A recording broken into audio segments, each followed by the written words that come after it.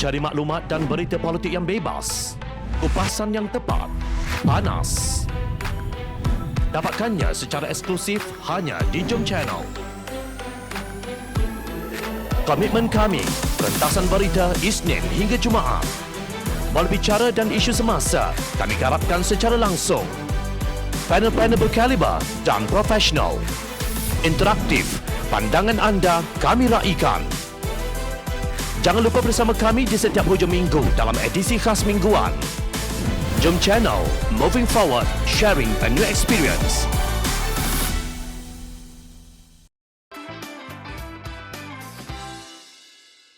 UMNO dapat nyawa, tapi siapakah yang akan membayar harganya? Satu aduan telah diserahkan kepada Suruhanjaya Pencegahan Rasuah Malaysia SPRM mengenai seorang pegawai kanan Jabatan Pendaftaran Pertubuhan ROS yang dikatakan menyalahgunakan kuasa dan menerima rasuah. Individu berkenaan didakwa menggunakan kuasanya untuk mengubah keputusan yang dibuat pada 6 Ogos lalu bahawa penangguhan pemilihan UMNO sebagai tidak sah kepada sah. Dengan itu, pemilihan UMNO boleh ditangguhkan sehingga Disember 2022 bagi tempoh 18 bulan.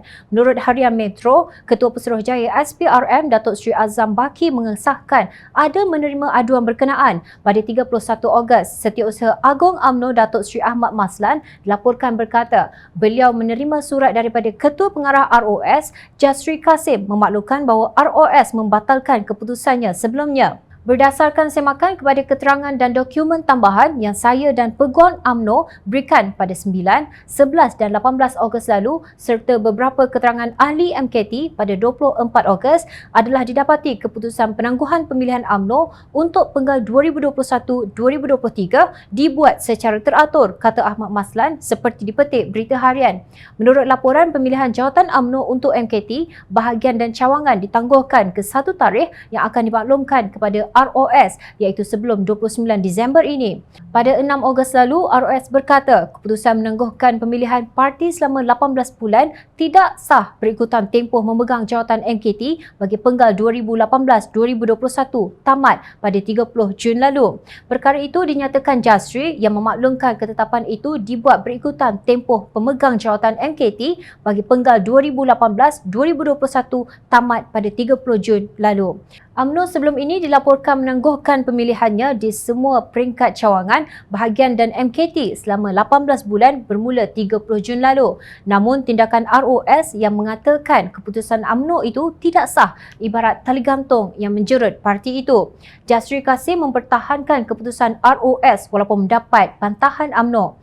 Untuk rekod, pemakluman bahawa penangguhan pemilihan UMNO itu tidak sah timbul di saat UMNO menghimpit bersatu sebagai kerajaan gagal dan menarik sokongan pada Tan Sri Mahyadin Mat Yassin. Malah Presiden UMNO Datuk Seri Ahmad Zahid berkata keputusan ROS itu sebagai satu tindakan terdesak Kerajaan Perikatan Nasional yang cuba menekan dan melemahkan Parti Melayu itu. Namun setelah UMNO kembali berkuasa, ROS tiba-tiba U-turn dan penangguhan pemilihan UMNO yang tidak sah menjadi sah. ROS adalah di bawah bidang kuasa Menteri Dalam Negeri Datuk Seri Hamzah Zainuddin ketika era Tebuk Atap Mahyadin. Menteri tersebut kekal pada jawatan yang sama. Tetapi anehnya, keputusan ROS berubah setelah Perdana Menteri berubah. Kini pegawai kanan ROS pula didakwa salah guna kuasa. Pelik tapi benar. Adakah ini usaha menjadikan pegawai ROS kambing hitam demi menyelamatkan kerjaya politik seseorang? SPRM harus siasat dengan telus tanpa takut mahupun memihak. Beranikah SPRM? Jangan lupa tuan-tuan, doa orang yang dianiaya, difitnah dan dizalimi tiada hijab dan akan terus diperkenankan oleh Allah Subhanahu Wa Taala. Ingatlah, kerana rakyat sentiasa memerhati.